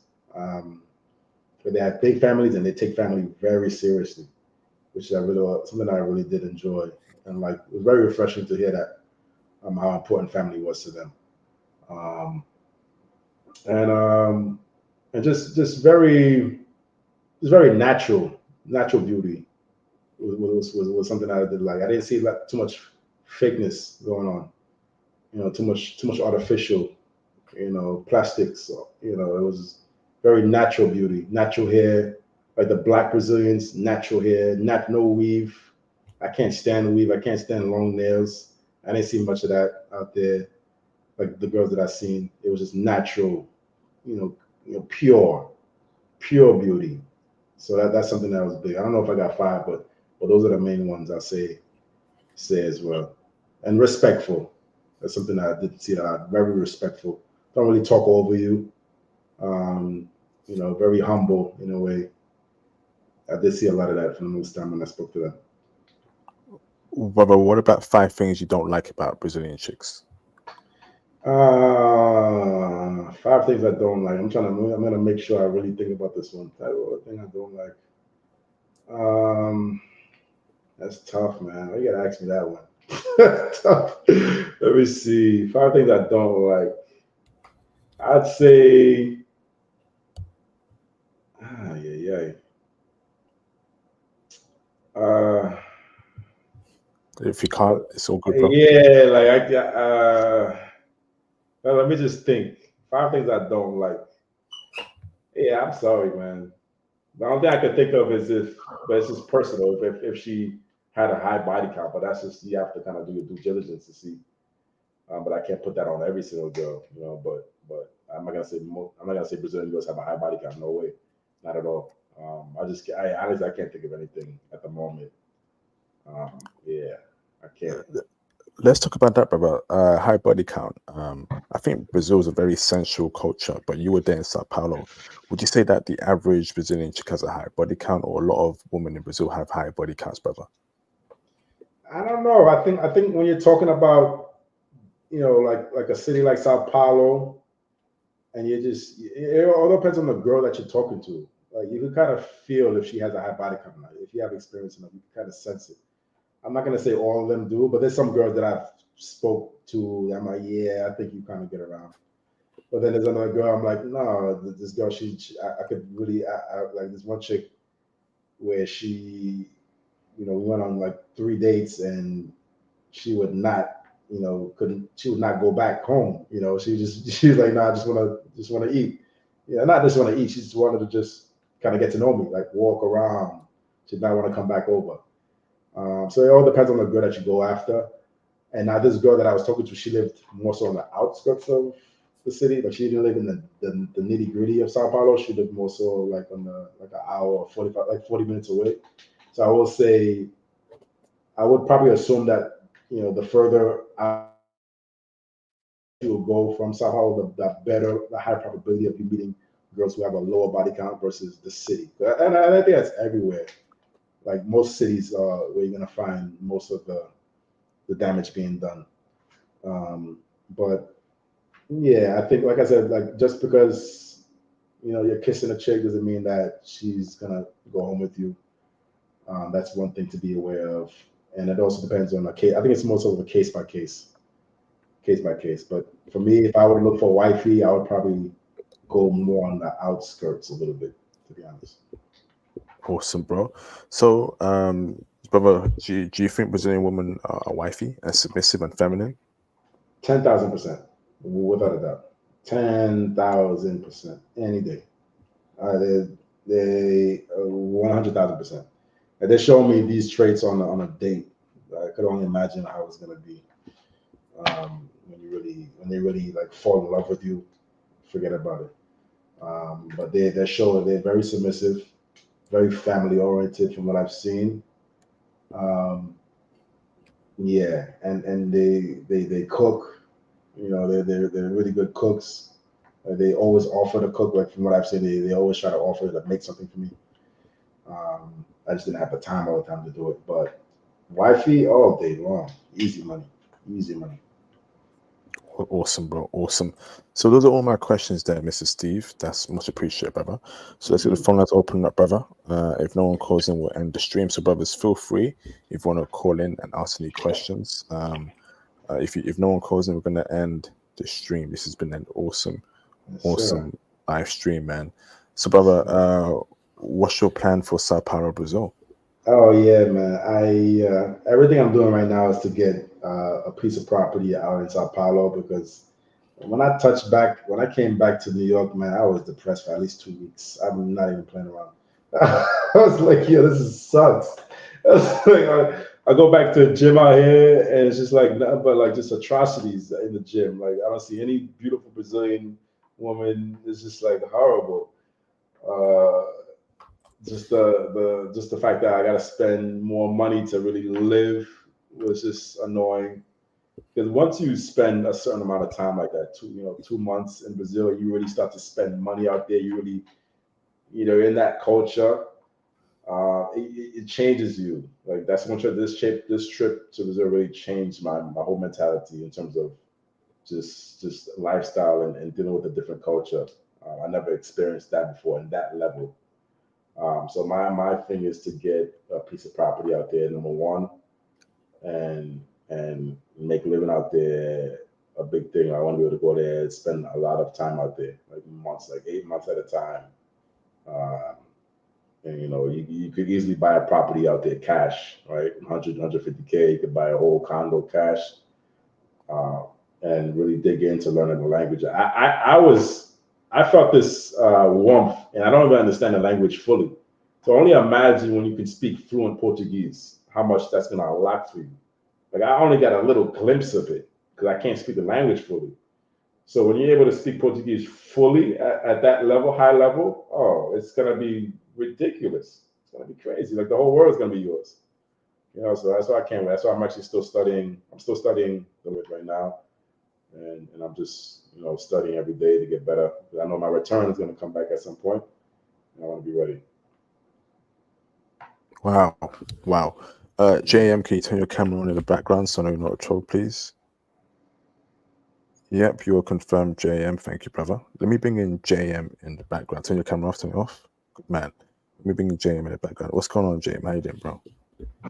Hey man, what's the guest name? Sorry, I just want to be able to address it. Steven, you're good, man. Steven, how you doing, man? Hi, Steve. Yeah, man, I know that feeling you had when you left Brazil. That's exactly the feeling I had when I left the first time. I now live here in Brazil. I live in Rio, in Sao.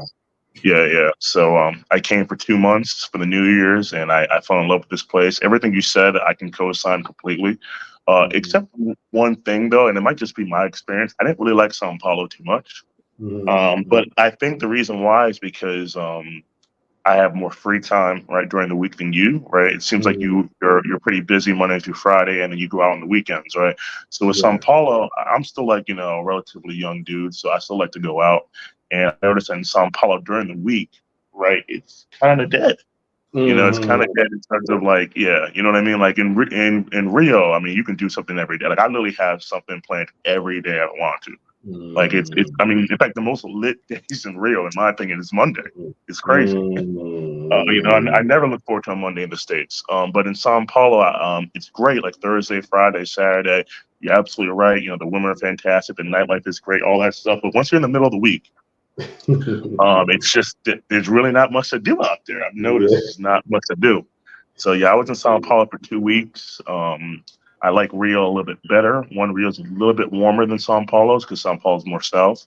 And then like I said, there's simply just more stuff to do in Rio. But I do think Sao Paulo is a great place if you have like a girl or something like that, because it's kind of like the New York, right, of Brazil. And the good thing about Sao Paulo, right, is that you can actually just take the bus there. So when I went, I took the bus, right, from the terminal, like I think it's called Tevo Rio or something like that. Don't do what I did, right? Don't buy the tickets online. You can just go there and buy the tickets up front. When you buy it, I bought it online because I was paranoid. I want to make sure I had a seat.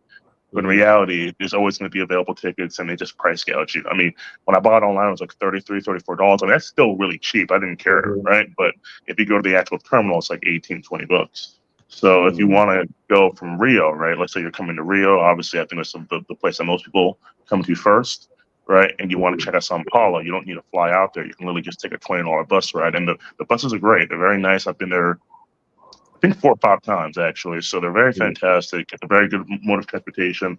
Although every time I went, something kind of happened. Like the first time, the bus driver hit a car in front of us. We had an accident. To wait for that. The second time, there was a fire. So it's always gonna be something. But the bus itself is fantastic. I mean, I never had any issues. The people there are great.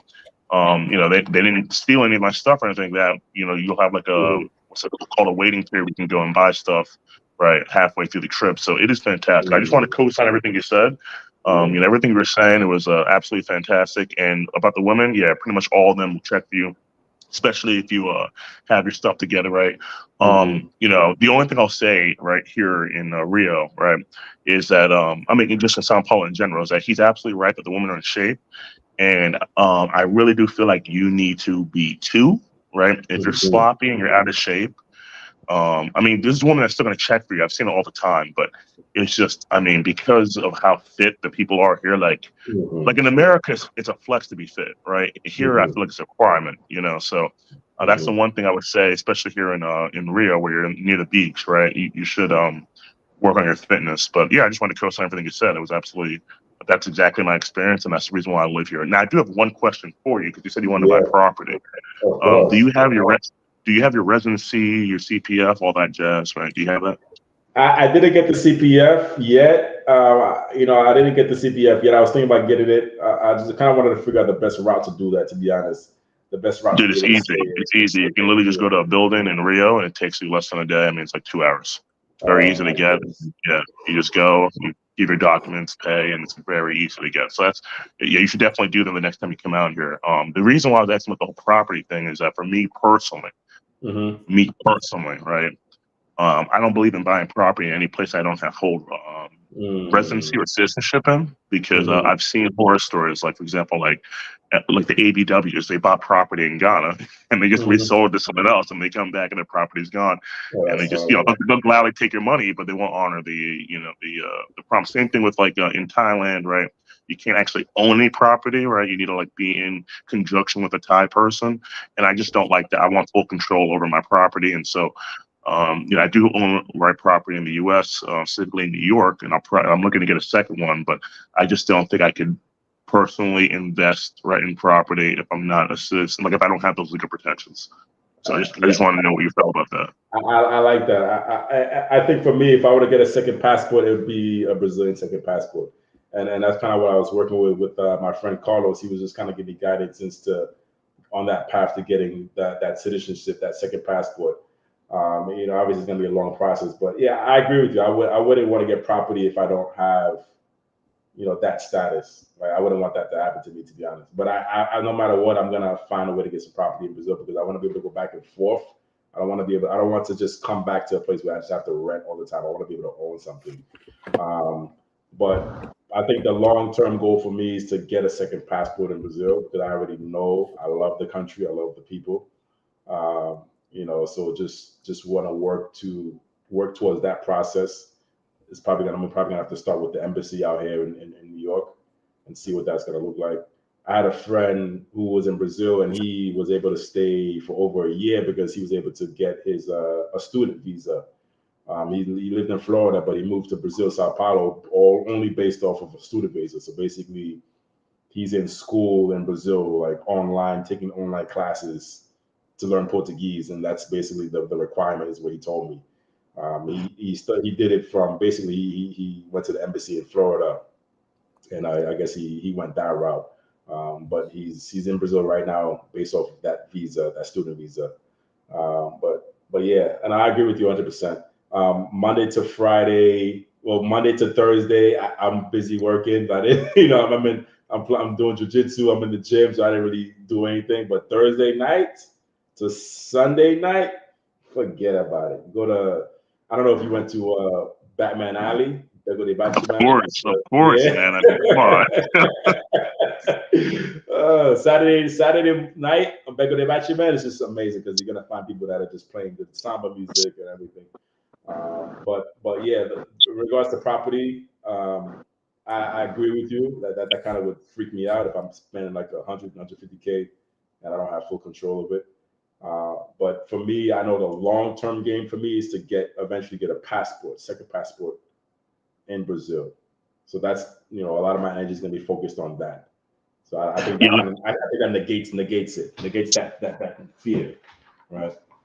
Yeah, let me give you some advice, right, in regards of like getting right the like citizenship and all. Well, I haven't had citizenship, I don't have a second passport, but just in regards to getting your CPF and all that jazz, right? So in Brazil, right, they were gonna do this. They were gonna change this April, I believe 10th. I remember my flight was April 8th, and so I actually got the visa because I thought I had to do this, but they reneged at the last moment, so they're not doing this. So if you have an American passport, and I believe the same thing for Britain as well, right? You can stay in Brazil for 3 months without having to do anything, and then 6 months with just going to renew your visa, like at the embassy or something like that. So you can stay 6 months, right, without even having to get anything, right?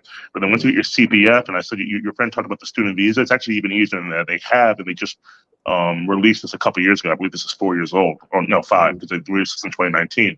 They have digital nomad visa, right? And so to be able to prove that you're able to make 2,500 a month, right? Which, you know, I think if you're in this group, you should be able to easily clear that. You know what I'm saying? Yeah, So be able to prove that you literally get your visa. You can do it actually online. So I did that before I even flew out here, and I got my visa at the airport, and then they'll give you the docs and all that stuff. It's actually very easy to do.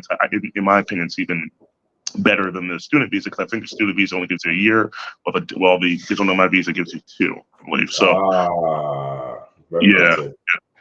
Yeah, so you can just do that. You can literally do it online. You can just Google digital nomad visa Brazil, right? Submit your documents, and then they'll give you the visa. It's actually very simple. And if you don't want to wait online, you can just do it here.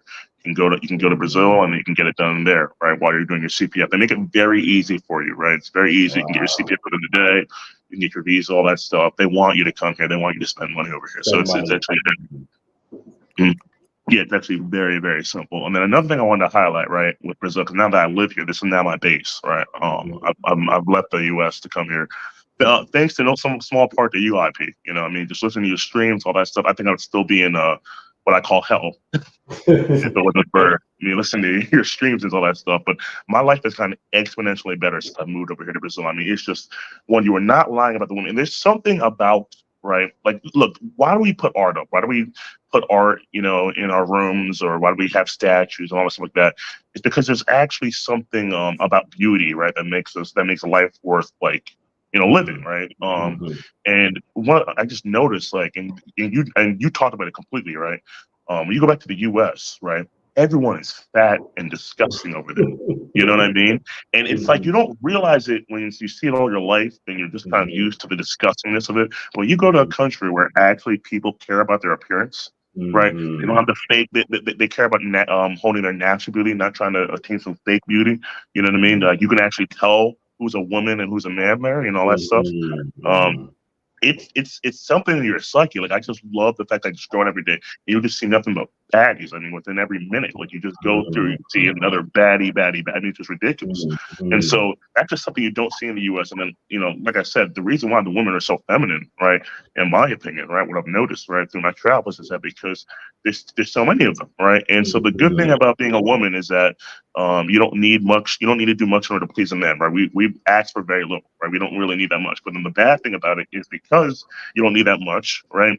You're pretty replaceable if you act up. You know what I mean? Like if you know, so in America, right? Because the majority of girls are, quite frankly, just disgusting, right? The few that actually look good, they feel like all they need is their looks in order to that's it. They just need to bring their looks and that's it. Because they're like, okay, I'm not easily replaceable. I'm a top 10% woman just by my looks alone. If you have a girl who's a 7, right, who is not fat, she's like in the top 10% of Americans.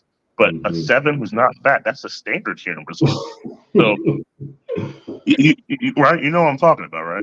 So that's the reason why they're all feminine. Even the people who you call more feminists, right? They have to be more feminine because if not, I mean, they're just easily replaceable. You know, there's another cute girl around the corner. So yeah, this is just I just wanted to co-sign on everything you said, right? And give you some advice, you know, about being here.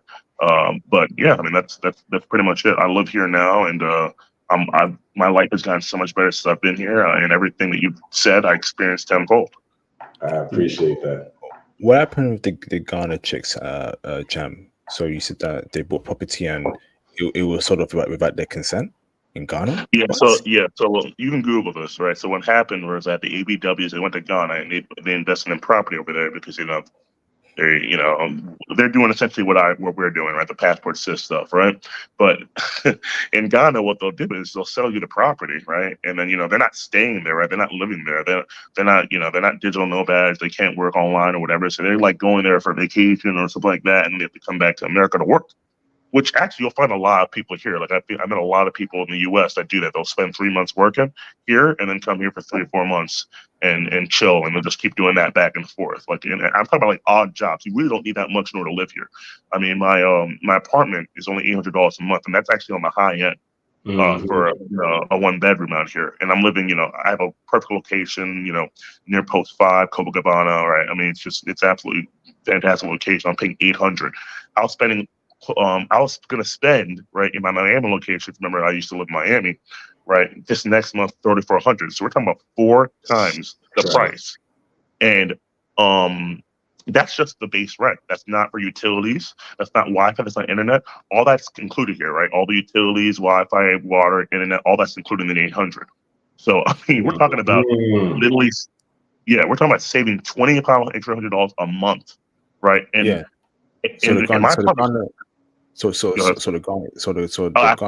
my apologies. I got this track. So I'm gonna get back to the Ghana people. So what happened was they bought the properties, right? But then once they left, they just sold the properties to other people. So they'll take your money, right? And then they'll quote unquote sell you the property. But if you're gone for a while and they feel like you're not gonna come back or whatever, they'll just sell the property to someone else. So when they came back, they're like, wait, what happened to my property? And it was actually sold to another person. So this is why I personally don't advise investing. I mean, look, I do it at your own peril, do it at your own risk, but I personally don't advise investing, right, in a country that you don't have citizenship or at least residency in, because they had no recourse. I mean, they bought the property, it got sold to someone else. They no longer had access to the property anymore. And what were they going to do? I mean, they're Americans. What are they going to do? They were just out the money. And I've seen this even happen even in Thailand, right? Like in Thailand, they just legalized the ganja, right? If you know what I'm talking about. And so people invested heavily in that, and now they're thinking about revoking that, and people are just going to lose their investment, like, you know. And this is I've seen this time and time again, right? It doesn't make sense to me, in my personal opinion, to invest in property if you're not going to have legal, right, counsel, right, or legal advice. I mean, or essentially just you're not going to have the legal abilities that you would if you were a citizen there. So this is just kind of something that I would be wary of. So they never got their property back, bro. That was it. Nope. You can Google this. Yes, they just lost it. They just lost the money, and so So yeah. so brother, do you have residency now in Brazil, Jam? I have a visa, right? I have a 2-year visa. So I just didn't. I mean, I can do the whole residency and stuff like that. I just didn't care enough to do it. You know what I mean? At least not yet. You know, I have 2 years, right, to stay here, and so Right. What visa? I will eventually go that route, though. What visa is that? Is that what visa gives you 2 It's years for so Americans? the digital nomad visa, right? So all you have to do is prove, at least when I did, I'm not sure if things have changed, but I'm pretty sure it hasn't because this was just 2 months ago. All you have to do is just prove, right? Have proof of income, right? That what's it called? That you make at least $2,500 a month, right? Online, right? And if you're able to do that, they'll just grant you the visa, right? So I talked to a friend of mine, right, that was here that I made. Oh, by the way, there's a lot of expats here, so it's very like you'll meet a lot of brothers. It's very cool here. We have a whole group. But I was talking to someone who actually got that, and then he said something about like them having to do it his employer or something like that when he was doing it online, right? But he did it much earlier than this. I don't think they do that anymore because I didn't have to do that, right? I just had to prove, right, like essentially show bank statements and prove that I make this money, right, online, and I was able to do it consistently, right? I think they. What was that? I think it was it 3 or 6 months? I forgot, but it's just just proving consistently able to clear that amount, right? That 2,500, right, each month online, and then you'll just get it. And then look, if you don't want to do that, look, if you can't do that, then obviously the student visa is the way to go, right? But then that would require you to have to enroll in school and pay money. So I just think the digital nomad visa is better because it's longer. It doesn't require you to enroll in school. I mean, I know you can, just keep schools and all that stuff. I mean, honestly, you really should invest in the language. I told you about this before. When I first went, I didn't speak any Portuguese, and now my Portuguese has gotten a lot better. And so I would recommend for you to actually heavily invest in the language, Stephen, because I'm telling you, there's a huge difference from like when I think I told you about this IP when I did the stream with you originally. My opinions have definitely changed as I learned the language. It's just when you don't speak when you don't speak the language, you're going to attract a certain type of person. Right, obviously, right. English, right. You know how like you IP you're saying, right. English accent is a turnoff, right. So if they speak English, right, that means they deal with a lot of foreigners in this, I mean, you compete. So sorry, bro. So when it comes to taxes, right? So are you paying taxes in both America and Brazil in your 2 years there, or how does it work for taxes? Oh, yeah, man, this is the cheat code, man. That's what I'm talking about. This is a game changer. So let me tell you, because, dude, oh my God, I might hit the mill before, like in the next year or two. I might hit it much sooner. But this is a game changer. You actually don't pay taxes in America if you live abroad for over 330 days. So under 138,000. So I mean 33,000. It changes each year. So I believe it was 125. That's 128. This year's 133. They'll raise it next year. But if you make less than that, right, and you're out of the country during the calendar year for 330 days or more, you pay no tax. Right. So that's really what happens. Or you'll pay a tax, you'll get like a fat refund check, right? You get the refund check during tax season, you'll get all that money back. So I mean, think about this, right? So it's literally cheaper to live here, right? The women are better looking, right? They're nicer. So, but are you paying tax in Brazil then? No, I'm not paying any.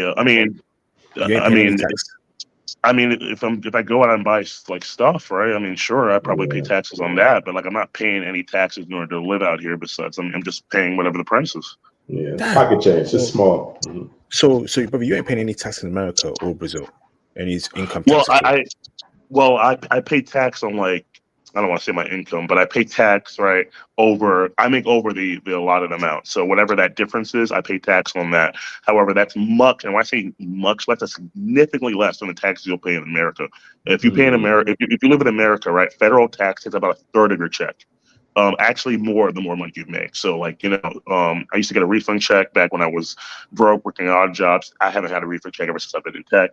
I always owe money whenever I file taxes. But what's it called? Last year was the first year I actually got money back because I was out of the States longer than me a lot of time. Right. And so this is literally a cheat code. So brother, so you're paying no tax in America right now. No, but just in terms of income tax, right? Obviously, when you get paid, tax is taken out normally. So in America, no. In Brazil, no. So I mean, I'm paying tax. So let me be clear about this, right?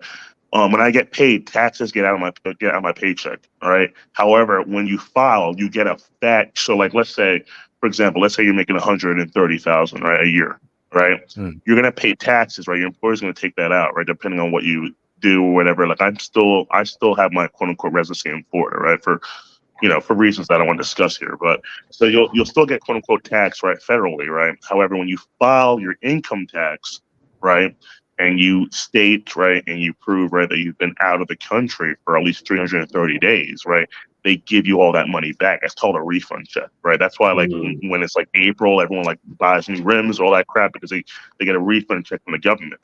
Now, if you make a certain amount of money, you typically don't get a refund check. At least I didn't. I didn't get a refund check. I owed money several times.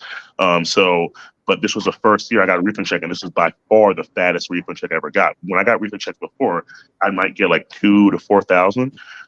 We're talking about 5-figure, and not low 5 figures, mid 5 figures check here, right? When filing for my taxes. So if you're American, this is like this is what I'm talking about. This is why I feel like this is the biggest cheat code that I found since I was able to work remote, because you literally go to a place where it's cheaper.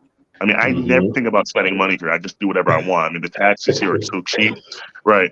The apartments are cheap. Like, I literally never think about. In fact, let me just be clear here, right? I've been here in Brazil since I moved here. It's been 2 months. I have not cooked once. I've always eaten out. I've not cooked once. I believe so, and I'm saving more money here than I was in America.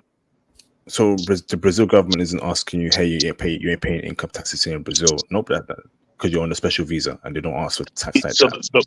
So I believe the way it works, when I was talking to the locals, right, and this is why if you go to the favelas, you'll see stuff like this. They won't finish their houses, because if you finish their houses, then they gotta pay like property tax on their house. Like, that's like kind of like the main form of tax, right? So if you end up buying property, right, and you finish like the house, right, then you would have to pay tax on that house, right? You're not gonna necessarily be paying income tax, right, but you'll be paying tax on that property. However, if you're just renting like I am, you just pay the rent. I'm sure there's taxes including the rent, right? But that's about it. I mean, it's very, so I'm not paying income tax, if that's what you're asking. I'm not paying income tax to be here. Okay, wow. We're gonna wrap up, man. So any closing statements Jam, before, or do you have any questions for Jam, Steve, before I drop off? No, I mean, just some words of advice, right? I know you said you're going to do this, but I really recommend, right, to learn the language. If you learn the language, even just a little bit, like, I'm not fluent at all, right, but I can hold a conversation now, and I can understand a lot, especially because of my Spanish background. If you learn the language, that's going to open a lot of doors to you. I'm telling you, it's going to open a lot of doors. I'm not sure if you've moved the people that learn Portuguese, you can see the difference about how they interact with the locals versus you. Let that be motivation for you, because like I said, I was here for 2 months before for vacation. Didn't speak a lick of Portuguese, and now after coming back and having my Portuguese be pretty proficient, I'm seeing a night and day difference being here. So that's just my biggest tip to you, and I just co-sign pretty much everything you said. I mean, you don't know lots, brother. Appreciate that, man. Yeah, appreciate that. All right, with that being said, I'll be out. Thank you, Jim. Appreciate you, bro. Steve, do you have any closing statements, bro? Nothing crazy, and what you said spot on. The language is, I got this much love without learning the language, so I just can only imagine when you get the language down packed, it's just like, this is gonna be so amazing. But yeah, it's just inspiration that you're already living out there, because that's exactly what I'm gonna do. I guarantee you I'm gonna be moving out there without a doubt. It's just immediate boost in your mentality, your lifestyle, you're saving money. It's just like kind of a no-brainer. Right. So, wait, IP, don't kick me out yet. Steven, put your email in the private chat. Oh yeah, got you. Let's do that. Let's do that. I'll wait for that, man. Appreciate it, IP. No problem. So, Jam, thank you very much. Steve, thank you very much appreciated. Awesome. So, brothers, another classic live stream. Did you get it, Jam? Yeah, let me know if you got the email. Yeah, you can. Yeah, I'm off now. All right. Awesome. All right, take it easy, Jam. Appreciate you, bro. Okay, awesome. Thank you very much. Steve, much appreciated, brother. Much appreciated, bro. All good, brothers. Let me know what you thought in the comments when I end the stream, and I'll see you, brothers, on the next one. Python course July. Don't forget Python course July 2024. I'll be opening up the signups for Python. Okay, July 2024. Don't you miss it, brothers. You want to be like Jam. You want to be like Steve. Okay. Make sure, okay, you join my Python course in July 2024. I look forward to teaching my new batch of students. And look after yourself, brothers. Peace out. Thank you.